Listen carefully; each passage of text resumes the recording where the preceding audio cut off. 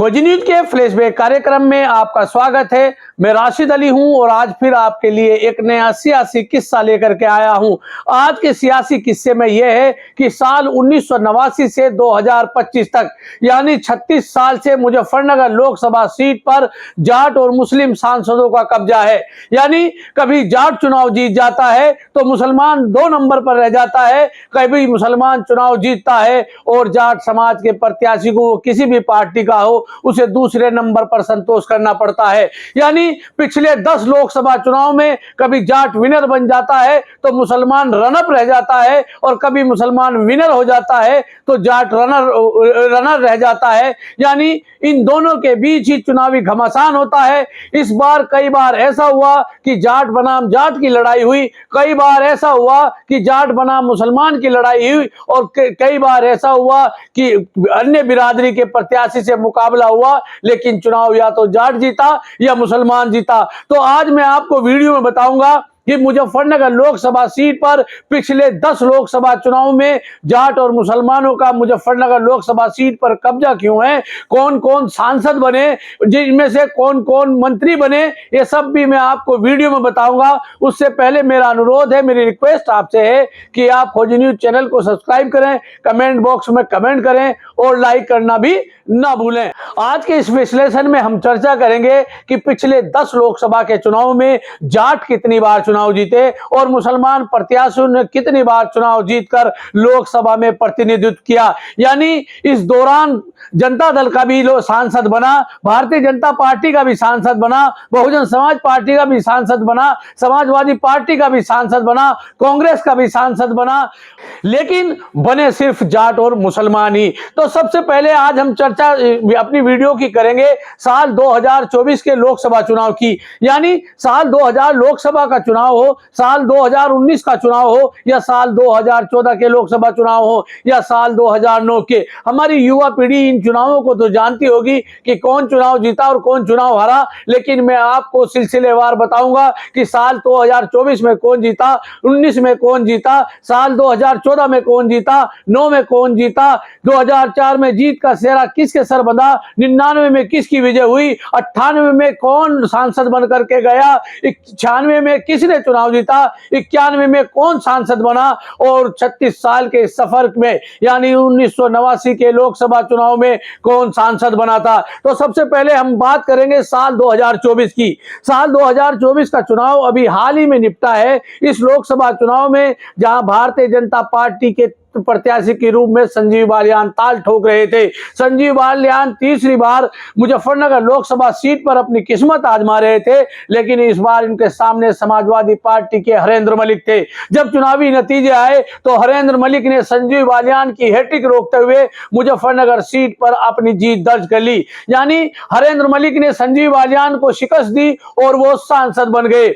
अब बात हम करेंगे साल 2019 के लोकसभा चुनाव की। साल 2019 के लोकसभा चुनाव में भारतीय जनता पार्टी के टिकट पर दूसरी बार संजीव बालियान चुनावी मैदान में थे और इस बार उनका मुकाबला एक तरह से संयुक्त विपक्ष के प्रत्याशी बड़े किसान नेता चौधरी अजीत सिंह से था। यानी मुझे 2013 के दंगों के बाद जो मुजफ्फरनगर सीट का समीकरण बदला था, उस समीकरण को साधने के लिए चौधरी अजीत सिंह ने संजीव बालियान के सामने चुनाव लड़ा और वो चुनाव तो जरूर हारे, लेकिन इतना जरूर कर गए कि साल 2014 में जो संजीव बालियान की जीत लाखों में थी, वो चौधरी अजीत सिंह के सामने केवल 6500 वोट तक ही सीमित रह गई।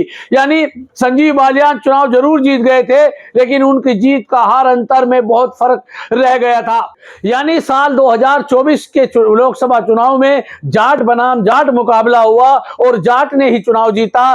साल 2019 में भी जाट बनाम जाट मुकाबला हुआ और चुनाव जाट ने ही जीता।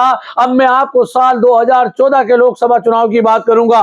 साल 2013 के दंगों के बाद मुजफ्फरनगर सेंसिटिव सीट हो गई थी। मुजफ्फरनगर लोकसभा सीट पर भारतीय जनता पार्टी ने संजीव बालियान पर अपना दांव खेला। संजीव बालियान पहली बार चुनाव लड़ रहे थे और उनके सामने चुनावी मैदान में थे बहुजन समाज पार्टी के टिकट पर चुनाव लड़ रहे कादिर राणा। कादिर राणा निवर्तमान सांसद थे। संजीव बालियान और कादिर राणा के बीच मुकाबला हुआ। यानी इस बार भी जाट जाट और मुस्लिम के बीच मुकाबला था। और जब ये चुनावी नतीजा आए तो संजीव बालियान ने 4 लाख से ज्यादा वोटों से कादिर राणा को शिकस्त दे दी। यानी इस बार भी जाट समाज के प्रत्याशी ने चुनाव जीता। अब मैं आपको लेकर के चलता हूं साल 2009 के लोकसभा चुनाव में। साल 2009 के लोकसभा चुनाव में बहुजन समाज पार्टी ने टिकट दिया था कादिर राणा को। कादिर राणा उस समय राष्ट्रीय लोकदल के विधायक के रूप में चुनाव जीते थे साल 2007 में मोरना विधानसभा सीट से, लेकिन उन्होंने पाला बदला और वो बहुजन समाज पार्टी में शामिल हो गए। यानी कादिर राणा मुजफ्फरनगर लोकसभा सीट पर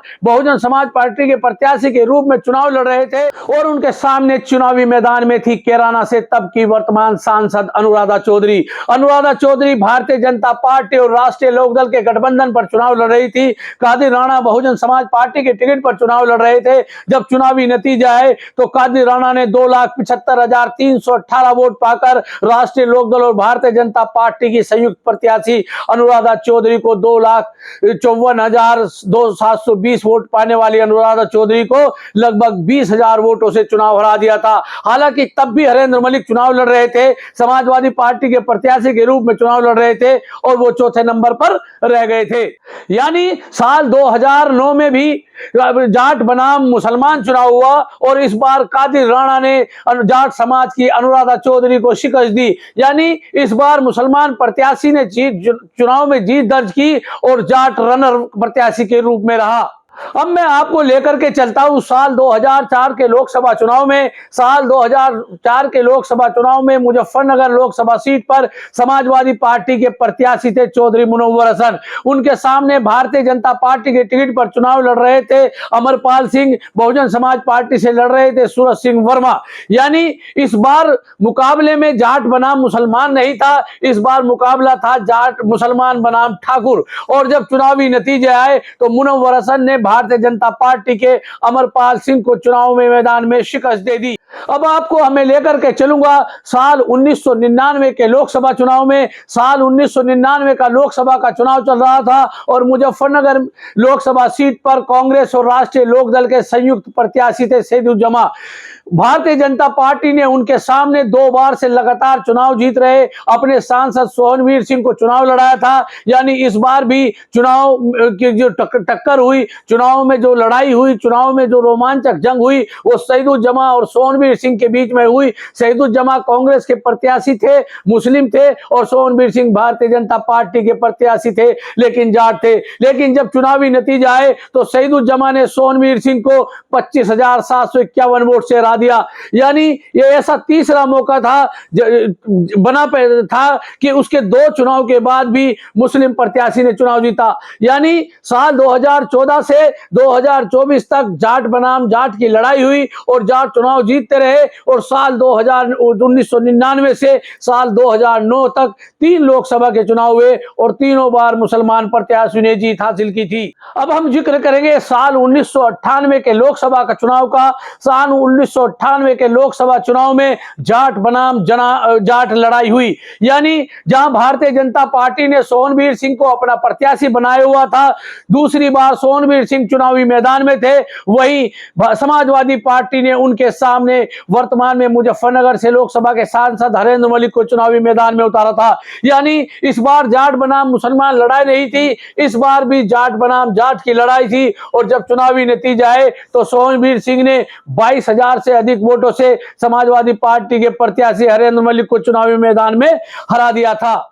अब मैं आपको लेकर के चलूंगा साल 1996 के लोकसभा चुनाव में। साल 1996 के लोकसभा चुनाव में जिन 2 प्रत्याशियों के बीच मुकाबला हुआ इस बार मुसलमान और जाट नहीं थे, इस बार मुस्लिम जाट बनाम गुर्जर के प्रत्याशी के बीच में चुनाव लड़ा गया। यानी भारतीय जनता पार्टी ने जहां सोहनवीर सिंह को अपने चुनावी मैदान में उतारा था, वहीं समाजवादी पार्टी ने वर्तमान में राष्ट्रीय लोकदल के बिजनौर से सांसद चंदन चौहान के पिता संजय चौहान को अपना प्रत्याशी प्रत्याशी बनाया हुआ था। दोनों के बीच मुकाबला हुआ। हालांकि इस मुकाबले में भी जाट बनाम मुसलमान था, क्योंकि कांग्रेस के टिकट पर सईदुज्जमा इस चुनाव में भी लड़ रहे थे, लेकिन सईदुज्जमा चौथे नंबर की पोजीशन पर रह गए थे जब चुनावी नतीजे आए। जब चुनावी नतीजे 1996 के आए, तब सोनवीर सिंह ने समाजवादी पार्टी के संजय चौहान को चुनाव हरा दिया था।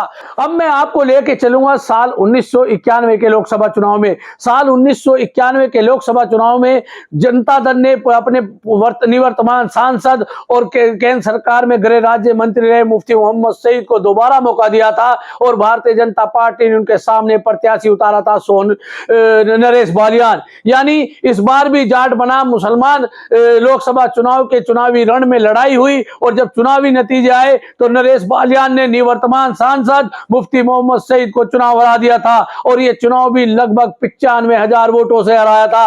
यानी इस बार जहां जाट विनर रहा तो मुसलमान प्रत्याशी रनर के रूप में रहा था। अब मैं उस चुनाव की बात करूंगा जिस चुनाव से जाट और मुसलमान का इस लोकसभा सीट पर कब्जा शुरू हुआ। यानी सबसे पहले जो 36 साल का हमने आपको कार्यकाल बताया है कि साल 1989 से साल 2025 तक, यानी 36 साल के इस कार्यकाल में जाट बनाम मुसलमान की जो लड़ाई शुरू हुई थी, लोकसभा के चुनावी रण की जो लड़ाई शुरू हुई थी, वो साल 1989 में मुफ्ती मोहम्मद सईद की जीत से शुरू हुई थी। साल 1989 के लोकसभा चुनाव में जनता दल ने जम्मू कश्मीर के रहने वाले मुफ्ती मोहम्मद सईद को अपना प्रत्याशी बनाया था। लेकिन इस बार भी जैसे पहले एक बार जाट बनाम गुजर लड़ाई हुई, मुस्लिम बनाम ठाकुर लड़ाई हुई थी, तो इस बार मुस्लिम बनाम त्यागी थी। लेकिन ये जो चुनाव 10वां चुनाव था, सबसे पहला चुनाव था जो मुसलमान ने जीता था, वो इस सीट से सिलसिला शुरू हुआ था जिस 36 साल के समीकरण की हम बात कर रहे हैं। साल 1989 के लोकसभा चुनाव में जनता दल ने मुफ्ती मोहम्मद सईद को प्रत्याशी बनाया, तो उनके सामने कांग्रेस ने आनंद प्रकाश त्यागी को टिकट दिया था। जब चुनावी नतीजे आए तो मुफ्ती मोहम्मद सईद ने लगभग 1.5 लाख वोटों से चुनाव जीत लिया था। तो आज की वीडियो में मैंने आपको बताया कि 1989 से साल 2025 तक 36 साल के कार्यकाल में 10 बार लोकसभा के चुनाव हुए, 6 बार जाट समाज के प्रत्याशी ने चुनाव जीता और 4 बार मुस्लिम समाज के प्रत्याशी ने चुनाव जीता। आपको हमारी ये वीडियो कैसी लगी कमेंट बॉक्स में कमेंट करके जरूर बताइएगा। धन्यवाद।